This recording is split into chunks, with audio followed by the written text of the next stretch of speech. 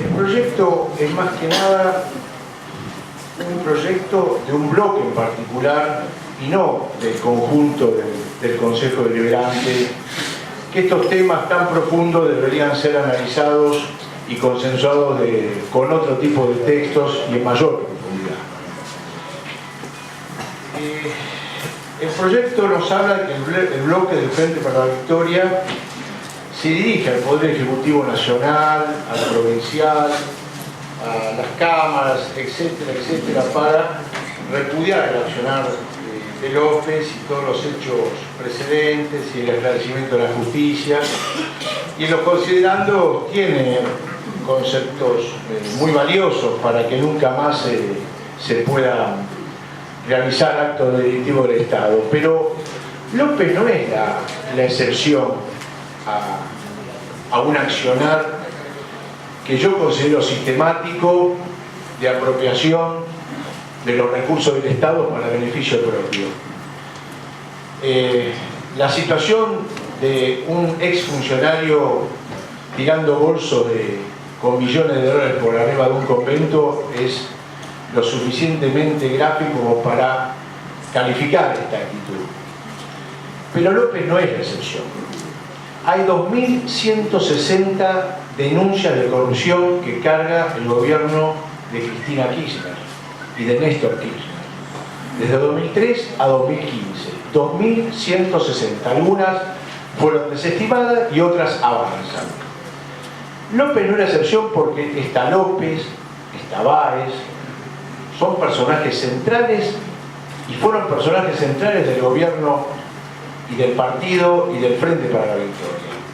Está Vudú, Felisa Micheli, está Cristóbal López, está Echegaray, está Devido, está todo el gabinete de Devido procesado en alguna causa penal por corrupción, por enriquecimiento ilícito, por diversos delitos.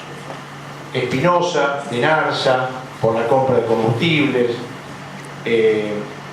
Uberti, por las valijas de Antonini Wilson, Ola Sagasti, que fue secretario personal de Devido, Barata, que fue secretario de Estado junto con José López, y el mismo Devido. Todos tienen causas, todos tienen causas. Me parece que elegir a López como un repudio puntual, como una especie de oveja negra dentro de una manada de ovejitas blancas, me parece que no es de ninguna manera un buen pronóstico para lo que hay que encarar para erradicar definitivamente la corrupción del Estado. López no fue un personaje menor, no fue un funcionario, un burócrata que aprovechó una circunstancia. López estuvo 26 años al lado de Néstor y Cristina Kirchner, cumplía sus órdenes a rajatabla, y por el sistema de toma de decisiones que tenía este matrimonio, de ninguna manera se puede llegar a pensar que no se conocía lo que se hacía López, que no se lo controlara, y que la justicia desde el 2008 tiene denuncias de estos temas. Desde el 2008 el juez Rafecas, el juez Ercolini, el juez Martínez de Giorgi, el juez Ollarvide, el juez Casanelo, y no hicieron absolutamente nada, no movieron un solo papel, una sola investigación. Si nosotros, si el pueblo argentino tiene que esperar que una llamada del 911 se ocupe de hacer lo que tiene que hacer la justicia, que es investigar las rutas del dinero, que es investigar los procedimientos, y que el Estado, que es lo que tiene que hacer, justamente es modificar profundamente el sistema de compra, de adquisiciones y de los organismos de control, vamos a tener seguir con estos episodios. Si queremos erradicar definitivamente, ahora es el momento de ponerse de acuerdo todas las fuerzas políticas, justamente para modificar profundamente lo que se hizo hasta ahora. Pero de ninguna manera López actuó de manera individual, no es un lobo solitario. López es una persona, una parte central de un engranaje, de una asociación justamente para saquear el Estado argentino.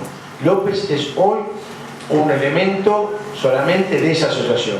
Nosotros queremos que se profundice, queremos que, como se han dicho otros dirigentes justicialistas, que se le saquen los fueros a Debido, que Debido pueda ir a declarar que esa inconsistencia de votar en contra y de tener fueros, no, justamente lo que hace es no darle claridad y transparencia al accionar de todas las fuerzas políticas. Hoy deberíamos pedir justamente el desafuero de Debido y que Debido tiene que ir a enfrentar la justicia por los cargos que se le hacen.